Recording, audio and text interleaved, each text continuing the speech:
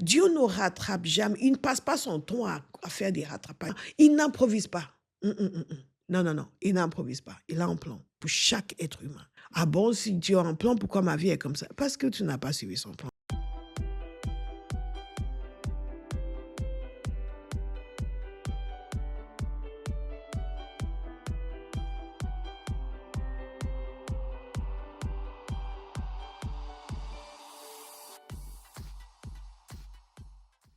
Je vais vous raconter une histoire. Et cette histoire est quelque chose qui peut arriver à d'autres personnes, qui arrive à beaucoup de chrétiens par ailleurs, et qui joue un rôle très important dans l'accomplissement de notre destinée. Nous sommes en train de parler de comment accomplir pleinement sa destinée, comment saisir la destinée que Dieu a pour nous, de comprendre quelle est cette destinée jusqu'à l'exécution de la volonté de Dieu. Et ceci est capital. Quand je venais de me convertir, j'avais une petite vingtaine d'années. J'ai commencé à avoir des visions que je n'avais pas eues auparavant. Je ne savais même pas que ça existait. Je n'ai pas grandi dans un milieu pentecôtiste où les gens parlaient du Saint-Esprit, des visions. J'ai grandi dans un milieu anglican. Nous étions très rangés, très sérieux. J'avais abandonné l'Église d'ailleurs depuis des années. Et je me suis convertie et tout de suite, j'ai commencé à avoir des visions. Je me voyais en train de prêcher l'Évangile. Je me voyais dans des grandes salles en train d'annoncer l'Évangile. Les choses curieuses, je voyais des gens guéris. Je ne connaissais pas des ministères de guérison. Je ne savais pas qu'aujourd'hui encore Dieu guérissait les gens. C'est devenu tellement courant aujourd'hui. Mais nous ne sommes plus très jeunes. L'Éternel renouvelle notre jeunesse. Mais à l'époque, ce n'était pas du tout courant. Ce n'était pas quelque chose qu'on voyait à la télévision. L'Internet n'existait pas. Mais je voyais ces choses. Et ce qui se passait, c'est ceci. Et ça vous arrive certainement aussi, peut-être pas des visions, mais que Dieu était en train de me révéler ma destinée. Et je ne le savais pas. Il y a des choses que Dieu vous a dit, que Dieu vous a montrées concernant votre destinée, que peut-être vous avez oublié, parce que c'est ce qui m'est arrivé. J'ai complètement oublié. La chose était tellement étrange pour moi, hors de mon champ de possibilités. Figurez-vous que je ne savais même pas que ça représentait une invitation de Dieu, ou un appel de Dieu, une révélation de la destinée qui préparait pour moi. Je voyais juste ces choses et je m'en étonnais. Et après, ça m'est passé. Et il a fallu des années pour que cela revienne et que je me souvienne de ce que je voyais quand je venais de me convertir. Et Dieu, par la suite, a mis son insistance.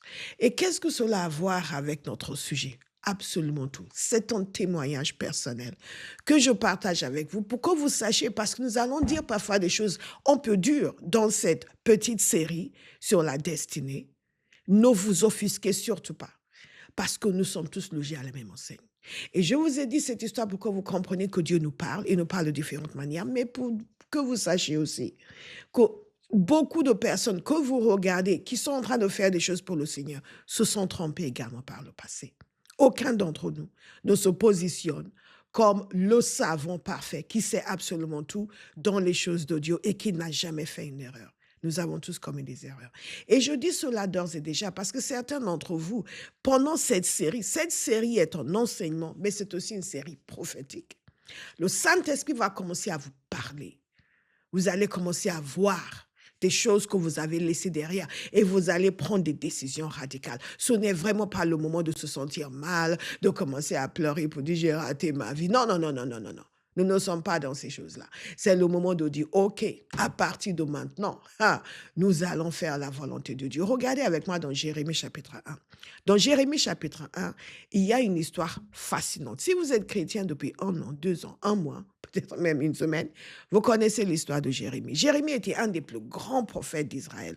J'aime Jérémie. Avant, je n'aimais pas Jérémie parce que quand vous lisez le livre de Jérémie, il se lamentait beaucoup. Il y a beaucoup de choses pas très sympathiques. Mais quand le Seigneur m'a conduit, il y a de longues années maintenant, à étudier le livre de Jérémie, je suis tombée amoureuse du livre de Jérémie. Le personnage de Jérémie a captivé mon cœur. Quel personnage, quel homme extraordinaire. Quel homme extraordinaire. Mais Jérémie nous raconte donc qu'un jour, Dieu est venu lui parler. Et c'est saisissant ce que Dieu lui a dit. Qu'est-ce que Dieu a dit à Jérémie? Dieu a dit à Jérémie, avant de te former dans le ventre de ta mère, je te connaissais. Et avant que tu naisses, je t'avais consacré, je t'avais désigné prophète pour les nations. Non, attendez. Avant de te former dans le ventre de ta mère, je te connaissais. Et avant que tu naisses, je t'avais consacré, je t'avais désigné prophète des nations. Dans ma version NEG, il a dit ceci, je t'avais établi prophète des nations. Donc, essayons de décortiquer un petit peu. Let's unpack this, comme on dit en bon français. Dieu dit à Jérémie, au fait, Jérémie, tu n'étais pas encore conçu, tu n'étais pas encore un fœtus. Tu n'existais pas biologiquement. Mais je te connaissais déjà. Quel est ce Dieu qui connaît un être qui n'existe pas biologiquement? Quel est ce Dieu qui a déjà des projets pour un individu qui n'a pas encore une existence humaine? Est-ce que vous comprenez ce que je suis en train de dire? Parce qu'aujourd'hui, il y a un argument sur les bébés dans le ventre, à quel moment est-ce que ce sont des êtres humains, mais quand Dieu dit que avant même que tu ne sois un être humain, tu étais déjà un être. Et je connaissais cet être. Non seulement je connaissais, mais j'avais déjà un projet de vie. J'avais orchestré des choses, j'avais planifié des choses concernant cette existence qui allait venir. Je pense que nous ne méditons pas assez la portée extraordinaire de cette petite phrase. Nous connaissons les personnes biologiquement devant nous. Les bébés sont nés, nous allons voir. Oh, il y a un de mes fils qui a eu un bébé en ce moment. Et je n'ai pas encore appelé. Alex, pardonne-moi. et un bébé naît, il sait, yeah! Nous connaissons l'être qui est devant nous. Une femme est enceinte, elle connaît l'être qui est à l'intérieur d'elle. Au moins, elle sait qu'il y a un être à l'intérieur d'elle. Mais en fait, elle ne sait rien sur cet être. Elle sait ce qu'elle désire, elle sait ce qu'elle veut, mais elle est incapable de dire voilà ce qu'il est, voilà ce qui sera. Il n'y a que Dieu qui peut dire cela. Il n'y a que Dieu. Il n'y a que Dieu qui peut prophétiser sur une femme enceinte, qui va dire tel enfant, qui va dire concernant Jacob, concernant son frère Isaü. Voilà ce qui deviendront. Il n'y a que Dieu. C'est vraiment merveilleux. Mais il est en train de dire à Jérémie, je te connaissais. Et voilà, quels sont mes projets? Quels étaient mes projets? Ce qui veut dire, voici les vrais projets de ta vie qui surpassent tout ce que tu as pensé, planifié ou imaginé jusque-là. Et ce qu'il en est de Jérémie, c'est aussi notre histoire. Avant que vous ne naissiez, mais plus fort encore, avant que vous ne soyez conçus dans le ventre de votre maman, Dieu vous connaissait. Et il avait prévu quelque chose de spécifique pour votre existence. Il nous incombe donc de nous poser la question, Seigneur, qu'est-ce que c'est? Et ça, c'est la question que nous ne posons pas. Nous demandons à Dieu de bénir ce que nous avons décidé. Nous demandons à Dieu d'octroyer sa faveur sur nos démarches.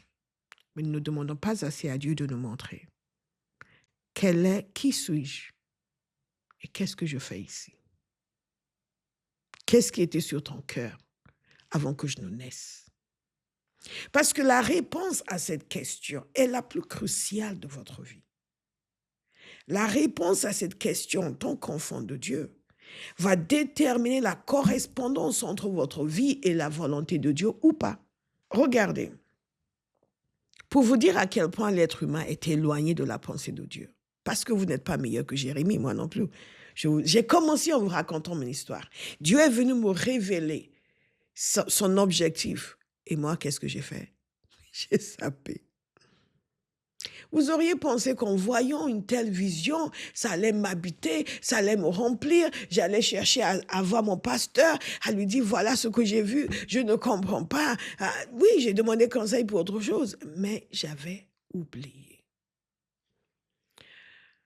Et qu'est-ce que Jérémie répond?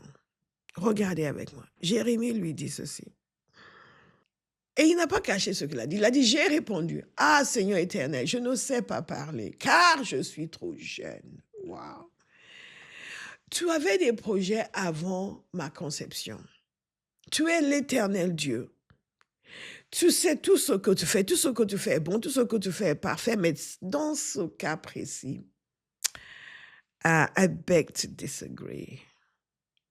Je ne pense pas pouvoir vraiment aller dans ton sens parce que je ne suis pas équipée pour ce que tu me dis que tu veux que je fasse. Prophète, et je ne sais pas parler. Et il y a une résistance en nous. Il y a une résistance à la volonté révélée de Dieu. Quand nous pensons qu'elle ne correspond pas à l'image que nous nous sommes faits de nous-mêmes. Le problème, c'est que l'image que vous vous êtes faite de vous-même n'est pas l'image que Dieu a de vous. Et réellement, je vois au fil des ans que la force, la beauté, la joie de la vie chrétienne provient de cet accord intrinsèque entre moi et Dieu, de la correspondance entre ma pensée et la sienne, ma pensée à mon égard, ma pensée à l'égard de sa parole, de son œuvre, ma pensée à son égard. Et c'est la raison pour laquelle la parole de Dieu nous parle du renouvellement de l'intelligence. Beaucoup de gens lisent cela et ils trouvent que c'est « Oh, le renouvellement de l'intelligence, c'est une doctrine intéressante. » Non, ça doit être une réalité dans nos vies.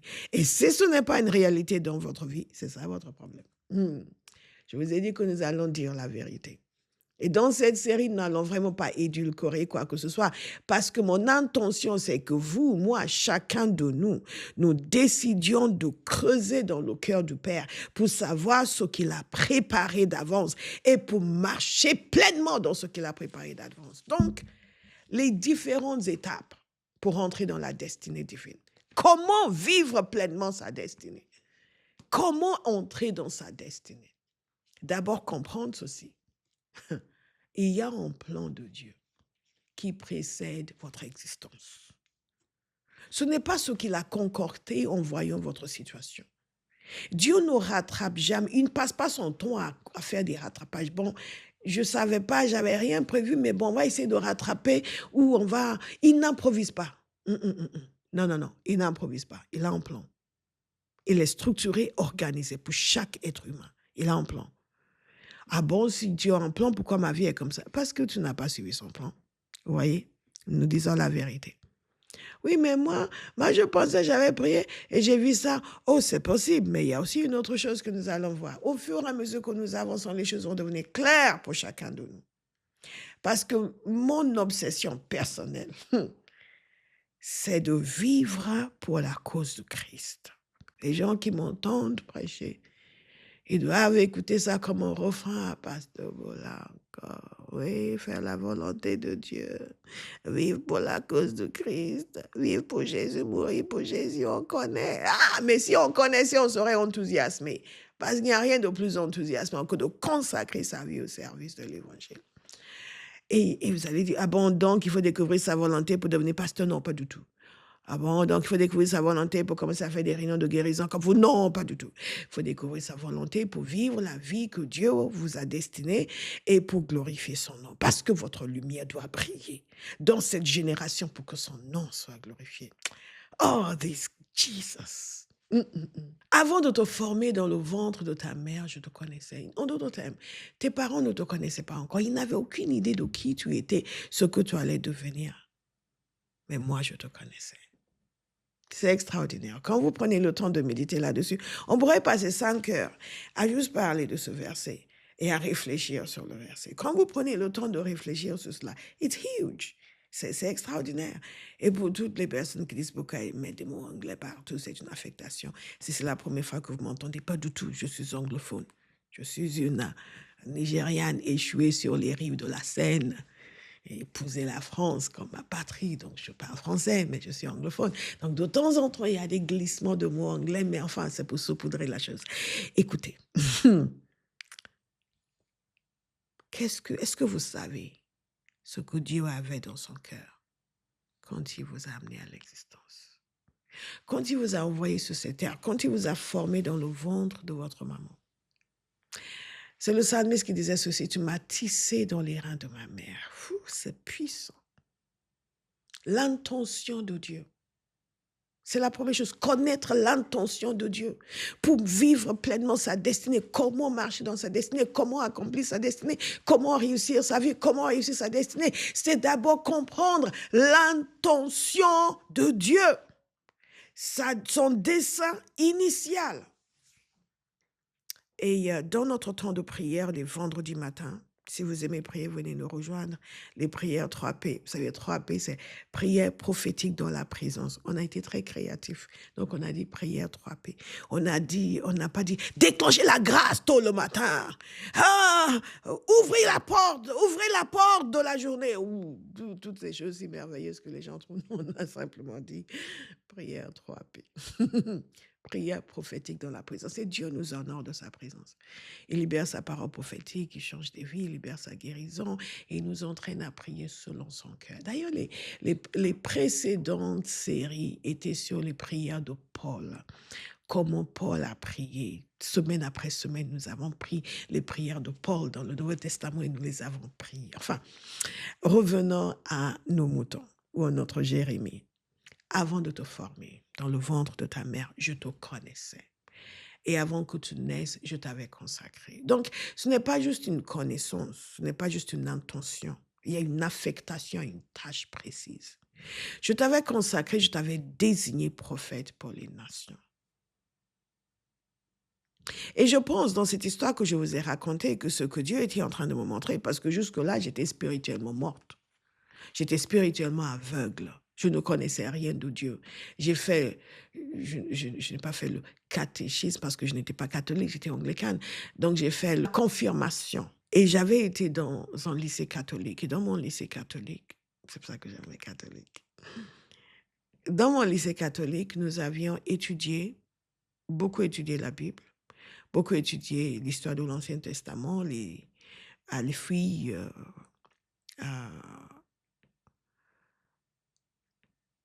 les filles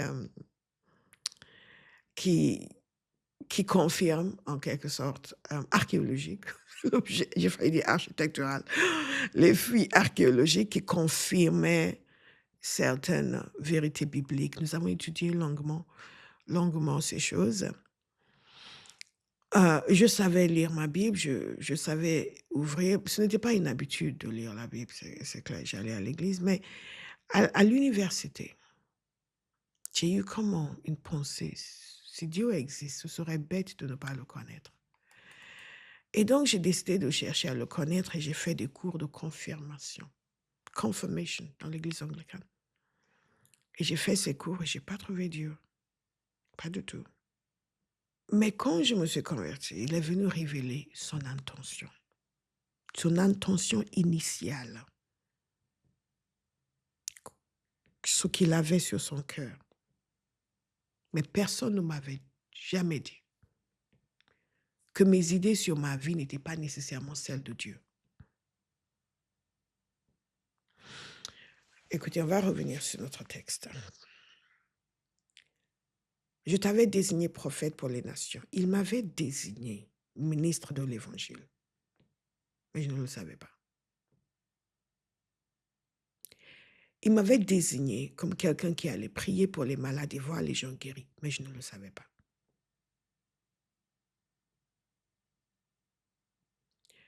Est-ce que vous savez ce pour lequel il vous a désigné avant même que vous n'existiez? Et la réalité, c'est que nous devons creuser pour le savoir. Mais comme je vous ai dit au départ, la première chose, c'est de savoir qu'il y a une intention divine. Je vais donner encore des exemples. Pensez à Moïse. Moïse avait un cadre de vie plutôt agréable en Égypte, n'est-ce pas? Il a été élevé dans le luxe, dans le confort, dans la royauté. Mais il avait toujours cet appel dans son cœur pour son peuple. Et en essayant de défendre l'un d'entre eux, de séparer les gens qui se bagarraient. Donc, en essayant de défendre l'un d'entre eux, l'étranger qui l'attaquait a trouvé la mort. Et cela montre qu'il y avait toujours cet appel dans le cœur de Moïse pour son peuple, ce cœur pour son peuple, tout en étant élevé ailleurs au milieu des Égyptiens avec tous les honneurs et toute la gloire, toute la richesse. Et pour certains d'entre nous, il y a juste quelque chose qui fait en sorte que nous sommes insatisfaits de là où nous sommes, alors que tout semble être normal. Et parfois même, les choses vont très bien. Mais il y a une insatisfaction. Mais Moïse n'avait vraiment pas idée de ce à quoi il était appelé. Encore quelqu'un pour qui Dieu avait une intention et qui ne le savait pas. Et Dieu pouvait très bien dire la même chose à Moïse et lui dit, avant de t'avoir formé, avant de te former dans le ventre de ta mère, je te connaissais et je t'ai appelé pour être un libérateur de mon peuple. Parce que vous savez, lorsque Moïse a finalement eu sa grande rencontre avec Dieu, il n'a pas reconnu ce qui se passait. Et quand vous lisez tout ce passage, Dieu a dû le convaincre, un peu comme notre ami Jérémie ici. Il a dû le convaincre d'obéir, le convaincre de suivre. Moïse avait exactement le même prétexte. Je ne sais pas parler. Est-ce que ça ne vous étonne pas? Jérémie disait, je ne sais pas parler. Moïse disait, je ne sais pas parler. Et dans le cas de Jérémie, nous allons voir ce que Dieu lui a dit. This is so wonderful. Écoutez, quand Dieu a parlé à Moïse, je ne sais pas si vous savez qu'il a fallu un chapitre et demi pour que Moïse dise « D'accord ». Il nous a dit ceci. Moïse dit, je veux me détourner pour voir quelle est cette grande vision et pourquoi le buisson ne se consume point. L'Éternel vit qui se détournait pour voir et Dieu l'appela du milieu du buisson et dit, Moïse, Moïse. Et il répondit, me voici. Dieu dit, n'approche pas d'ici, ôte tes souliers de tes pieds, car le lieu sur lequel tu te tiens est une terre sainte. Et il ajouta, je suis le Dieu de ton père, le Dieu d'Abraham, le Dieu d'Isaac et le Dieu de Jacob. Moïse se cacha le visage car il craignait de regarder Dieu. L'Éternel dit, j'ai vu la souffrance de mon peuple qui est en Égypte et j'ai entendu les cris que lui font pousser ses oppresseurs, car je connais ses douleurs. Je suis descendu pour le délivrer de la main des Égyptiens et pour le faire monter de ce pays dans un bon et vaste pays, dans un pays où coule le lait et le miel, dans les lieux qu'habitent les Cananéens, les Égyptiens, les Amoriens, les Phérésiens, les Éviens et les Jébusiens. Voici les cris d'Israël sont venus jusqu'à moi et j'ai vu l'oppression que leur font souffrir les Égyptiens. Maintenant, va, je t'enverrai auprès de Pharaon et tu feras sortir d'Égypte mon peuple, les enfants d'Israël. Dieu vient lui dire quelle était son intention à son égard. Et il lui explique pourquoi il devait faire ce qu'il devait faire. Et il lui parle de la souffrance de son peuple. N'oubliez pas que Moïse était déjà conscient de la souffrance de son peuple. Dieu n'est pas en train de le sensibiliser vis-à-vis de la souffrance de son peuple. C'est celui qui a tué l'Égyptien en voulant délivrer un des siens. Parce qu'il voyait leur oppression. Et quelque part, ça le touchait. Et il devait penser que Dieu allait l'utiliser. Donc, il était conscient de cette souffrance. Dieu n'est pas venu voir quelqu'un qui n'avait rien à faire de la souffrance de son peuple, qui était à l'aise dans le palais et laissez-moi tranquille, comme beaucoup de gens aujourd'hui.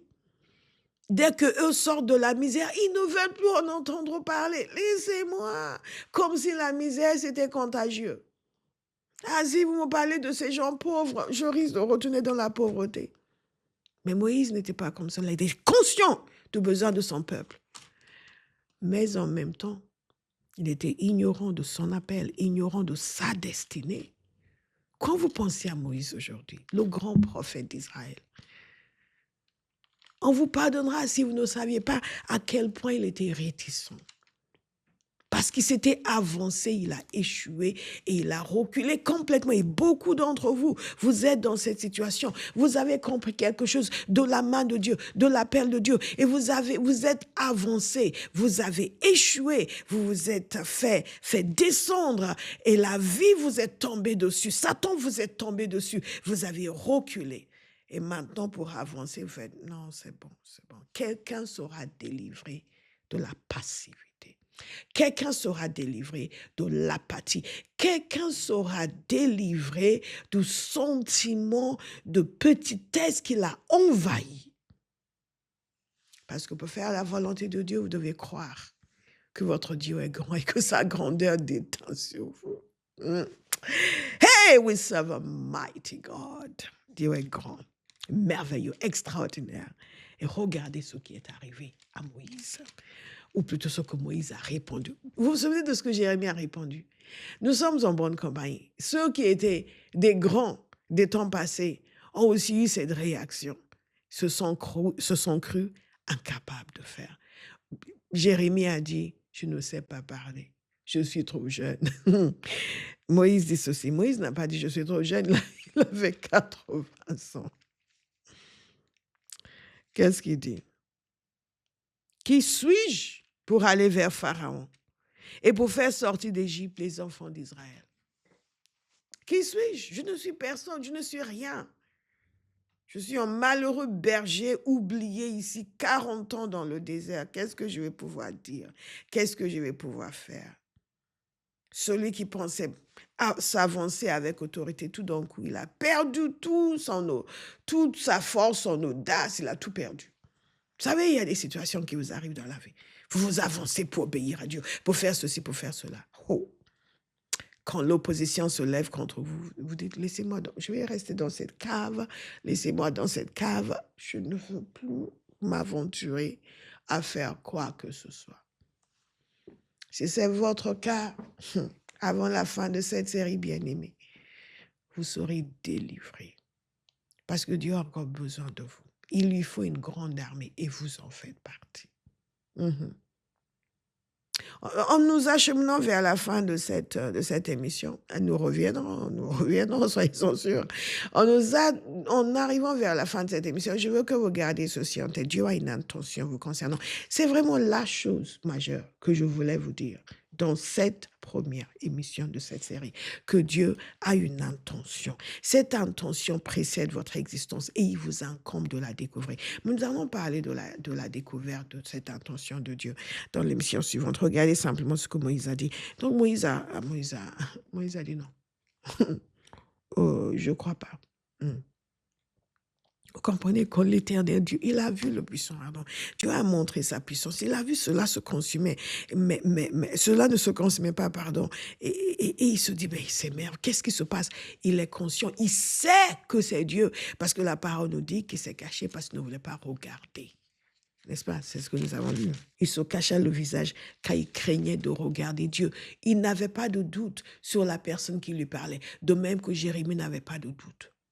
Nous pouvons être tellement éloignés des intentions de Dieu nous concernant que même en entendant la voix de Dieu, en étant conscients que c'est Dieu qui nous parle, nous avons quand même des objections. Nous allons parler de cela. Comment faire avec ces objections? Que faire avec ces résistances qui sont ancrées en nous, qui font partie de notre formatage? Regardez. Et Dieu lui dit ceci, je serai avec toi. C'est vraiment tout ce qu'il nous faut. C'est ce que Jésus a dit. C'est ce que Jésus a dit à ses disciples. Et c'est ce qu'il nous dit à nous aussi. Je serai avec vous jusqu'à la fin des temps. Et Dieu dit à Moïse, je serai avec toi. Et ceci sera pour toi le signe que c'est moi qui t'envoie. Quand tu auras fait sortir d'Égypte le peuple, vous servirez Dieu sur cette montagne. Et on pourrait décortiquer ce passage parce qu'il y a beaucoup d'incompréhension dans ce passage. Mais ce n'est pas notre propos aujourd'hui. La réalité, c'est ceci. Dieu a dit, je serai avec toi. Vous dites, oh, certainement, là, le grand Moïse, il a dit, oh, Dieu est avec moi, on y va. Non. Non. Il dit, ok, tu m'envoies vers les enfants d'Israël, je vais leur dire, le Dieu de vos pères m'envoie vers vous. Mais s'ils me demandent quel est son nom, que leur répondrai-je? En d'autres termes, je ne te connais pas. Ok, tu es l'Éternel Dieu, ok, mais je ne te connais pas vraiment. Qu'est-ce que je vais leur dire? Qui suis-je d'abord? Ensuite, qu'est-ce que je vais pouvoir leur dire? Qu'est-ce que je vais leur dire à ton sujet pour qu'ils m'écoutent et qu'ils me croient? Dieu répond encore à cette objection. Tu parleras ainsi aux enfants d'Israël. L'Éternel, le Dieu de vos pères, le Dieu d'Abraham, le Dieu d'Isaac et le Dieu de Jacob m'envoie vers vous. Voilà mon nom pour l'éternité. Voilà mon nom de génération en génération.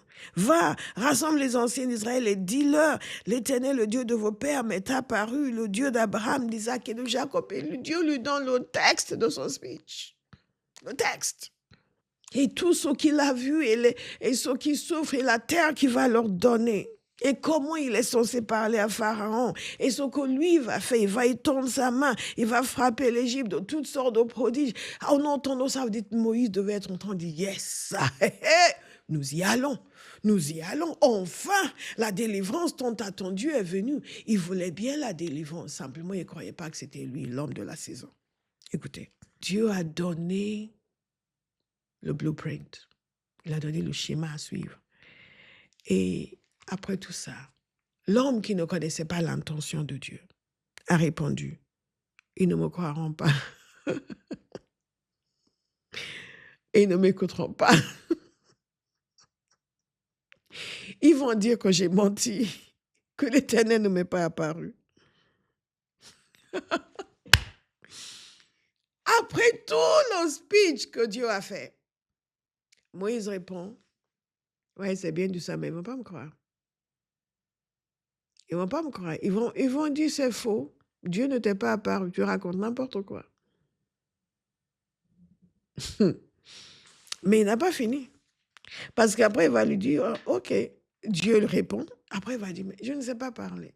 Dieu lui donne une démonstration. Au verset 10 du chapitre 4 d'Exode, il lui dit ceci. Après tout cela, ah Seigneur, je ne suis pas un homme qui ait la parole facile. Et ce n'est ni d'hier, ni d'avant-hier, ni même depuis que tu parles à ton serviteur, car j'ai la bouche et la langue embarrassées. Je ne sais pas parler. Et ensuite, Dieu maintenant lui dit quelque chose. Dieu dit, qui a fait la bouche de l'homme? Et qui rend muet ou sourd, voyant ou aveugle? N'est-ce pas moi, l'Éternel? Va donc, je serai avec ta bouche et je t'enseignerai ce que tu auras à dire. Nous allons revenir sur ce passage après, parce qu'il y a quelque chose de similaire dans Jérémie. Bien-aimés, nous avons parlé longuement de l'intention de Dieu vous concernant. Est-ce que vous la connaissez? Des projets que Dieu a formés avant votre conception, est-ce que vous les connaissez? De la trajectoire que Dieu a dessinée pour votre vie, est-ce que vous la connaissez? Des desseins extraordinaires de Dieu dans votre génération et votre rôle dans ces desseins de Dieu. Nous allons revenir sur cela dans la prochaine émission. Est-ce que vous les connaissez et est-ce que vous le connaissez? Comment est-ce que nous arrivons à connaître tout cela? Je vous ai montré que Dieu vient indépendamment de nous, nous révéler les choses. Mais beaucoup d'entre nous, nous ne faisons pas attention. Mais il y a aussi un autre moyen. Et c'est de demander. Nous allons prier et terminer cette émission. Méditez sur tout ce que nous avons vu. Méditez sur l'histoire de Moïse, ce grand Moïse, et comment est-ce qu'il avait autant, et le fait qu'il avait autant d'objections. Et comprenez que vos objections ont une destination. La poubelle. Pour épouser pleinement la volonté de Dieu pour votre génération. Nous allons aussi parler de David. Dans mon livre appelé à l'existence, dans ce chapitre sur la destinée, j'ai beaucoup évoqué David. L'histoire de David et comment David a fait la volonté de Dieu. Et nous allons en parler aussi. Tellement de choses que je voudrais parler, évoquer avec vous. C'est fort. Venez prier avec nous le vendredi matin parce qu'en cette saison, nous parlons de destinée. Maintenant, si vous voyez cela au mois de décembre, nous avons déjà fini. Mais suivez les prières pendant cette saison. Prions ensemble. Père, au nom de Jésus. Je prie pour moi-même et je prie pour mes bien-aimés sur le son de ma voix. Je te demande, Éternel, qu'à chacun te révèle quelle est ton intention initiale, ce que tu avais dans ton cœur les concernant avant même leur conception, l'être qu'ils étaient avant de devenir un être humain. Qu'est-ce que tu as prévu? les concernant. Père, je demande que tu donnes la révélation par des rêves, par des visions, par une parole prophétique, par ta parole, par une compréhension dans le cœur, quel que soit le moyen que tu vas utiliser. Mais Père, donne-leur de comprendre à quel point leur vie a une valeur et à quel point tu as des desseins spécifiques pour chacun. Père, nous te disons merci et que ta volonté soit faite dans nos vies. Alléluia, shalom, shalom. Je vous encourage vraiment à méditer sur ces 2 chapitres de Appelés à l'existence. Les 2 chapitres sur la destinée. C'est tellement important que j'en ai fait 2 chapitres. Méditez-les, s'il vous plaît. Faites les prières qui sont là. Et si vous avez le journal de transformation aussi, je vous encourage vivement à aller dans ces chapitres et à les travailler. Nous parlerons plus tard du journal de transformation et comment ça va nous aider dans ce processus pour saisir notre destinée. Que le Seigneur vous bénisse. Partagez cette émission avec quelqu'un. Invitez vos amis à suivre cette émission. Et nous voulons vraiment faire à toucher un maximum de personnes pour que tous entrent dans leur destinée, que Dieu ait une armée extraordinaire et puissante dans notre génération. Que le Seigneur vous bénisse. Shalom.